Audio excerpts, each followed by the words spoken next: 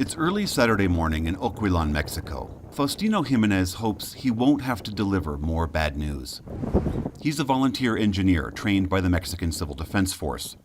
Hundreds of homes have been damaged or destroyed in this area. Jimenez's job is to decide which ones can be saved and which ones must be demolished. The Garcia family lives in this modest two-story house. 86-year-old Catalina Hernandez Vargas raised her children here. They grew up and raised kids of their own. Over the decades, the family and the home expanded, 3 generations under one roof. Today, Jimenez will determine whether they can stay any longer. Oquilan is in a rural mountainous area in Mexico State, about 60 miles southwest of Mexico City. There are no tall structures here, so only 2 people died in the quake. Dozens more were injured. Mayor Felix Alberto Linares toured the wreckage of an 18th century Catholic church. The balloons remain from a celebratory feast a few weeks before the quake hit. It's not clear if the church can be saved. The issue here is that we can't let the effects of the earthquake be forgotten after a few weeks or a month. We're going to be following up with those who lost their homes so we can help them rebuild. Everywhere we went, we saw similar damage. In a neighboring town, its historic church is cracked and crumbled. In the tiny hillside town of Tlatempa, an estimated 75% of the homes are badly damaged or destroyed.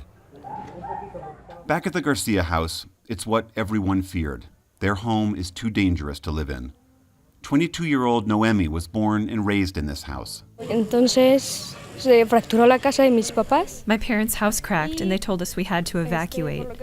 They say everything is going to collapse. We have to find another place to live because the ground could keep shaking. Nothing is easy. We don't know what's going to happen next. Jimenez's team immediately begins helping them pack up their belongings.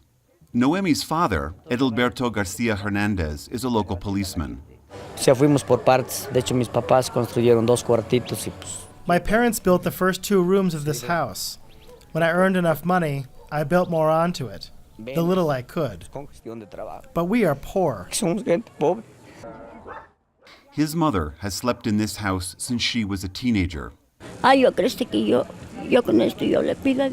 thought of asking God to just let me die.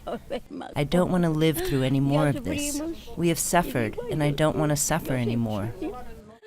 For Faustino Jimenez, these days are the worst part of his job. Emotionally, this work breaks you. It's very difficult. You can't just tell someone with a cold heart that they have nowhere to live. But our job is to save lives. In 2 hours, all the Garcia's belongings are stacked outside.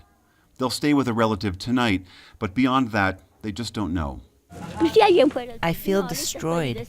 It feels like these are the last days on Earth. We have no idea what's going to happen.